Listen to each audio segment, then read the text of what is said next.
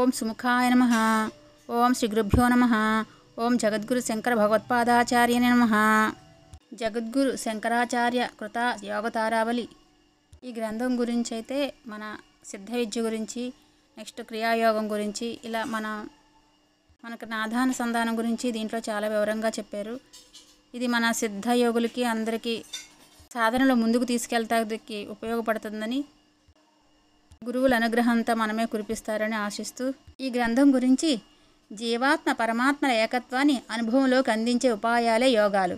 వివిధ యోగ విధానాలను సమన్వయపరిచి సరళీకరించి కలియుగ జీవులు సామాన్య స్థాయి నుంచి సాయుధ్య స్థాయి దాకా ఎదిగేందుకు ఆది శంకర భగవత్పూజ్య పాదులు నిర్మించిన సోపానాలే యోగ తారావళి శ్లోకాలు. అవతారిక. తారావళి అంటే నక్షత్రమాల, అంటే 27 సంఖ్య. జగద్గురులైన శంకర భగవత్పాదులు 27 శ్లోకాలలో వివిధ యోగ విద్యలను ప్రతిపాదిస్తున్నారు కనుక ఈ గ్రంథానికి యోగ తారావళి అని పేరు పెట్టారు. ఈ గ్రంథంలో లయయోగ, హఠయోగ, రాజయోగాలనే 3 ప్రధాన యోగ విధానాలను ఉపదేశించబోతున్నారు. ఆయా ప్రక్రియలు సులభంగా అవగతం అయ్యేందుకోసం పై 3 యోగాలను మరింత విభాగపరిచి 1 లయయోగము, 2 హఠయోగము, 3 కేవల కుంభక యోగము, 4 రాజయోగము, 5 మనోన్మని యోగము, 6 ఉన్మని యోగము, 7 అమనస్క యోగము, 8 యోగ నిద్ర అనే 8 రకాలైన యోగ ప్రక్రియలను అతి సంగ్రహంగా వివరించబోతున్నారు. యోగ విద్య గురుభక్తి మీద ఆధారపడి ఉంది కనుక ఆచార్య స్వామివారు మునుముందుగా గురు నమస్కార విధానాన్ని ఈ శ్లోకం ద్వారా మనకు అందిస్తున్నారు. ఫస్ట్ శ్లోకం. వందే గురూణాం శరణారవిందే సందర్శిత స్వాత్మ సుఖావబోధే జనస్యే జాంగలికాయమాని సంసార ఆలాహల మోహ శాంతే.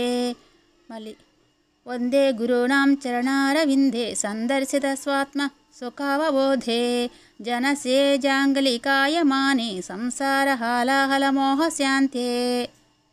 తాత్పర్యము. మా గురుదేవుల పాదార విందాలు ఎటువంటివంటే సంసారమనే కాలకోట విషం వల్ల తెలివి తప్పి ఉన్నవాడికి అవి విషవైద్యుల వంటివి. అవి సంసార విషం తొలగించి జ్ఞానానందములే నీ నిజస్వరూపాలు అనే అనుభవాన్ని నాకు కలిగిస్తాయి.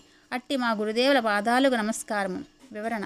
ఇలా చెప్పడం వల్ల ఈ యోగ తారావళిలో చెప్పబోయే యోగ ప్రక్రియలన్నిటికీ ఆత్మ తత్వానుభవమే అసలైన ప్రయోజనమని తెలుస్తున్నది. లయయోగము ఫస్ట్ది. అవతారిక. లయము అనగా చిత్తమును ఒకనొక నిర్దిష్ట విషయంలో ఏకాగ్రం చేయటం. దానికే మరో పేరు యోగము. చిత్తాన్ని ఏకాగ్రం చేసేందుకు ఉపాయాలు అనేకమున్నా వాటిలో నాద యోగమే ఉత్తమమని ఆచార్య స్వామివారు ఈ శ్లోకంలో బోధిస్తున్నారు. ఓం శ్రీ గురుభ్యో నమః. సర్వం శ్రీకృష్ణార్పణమస్తు.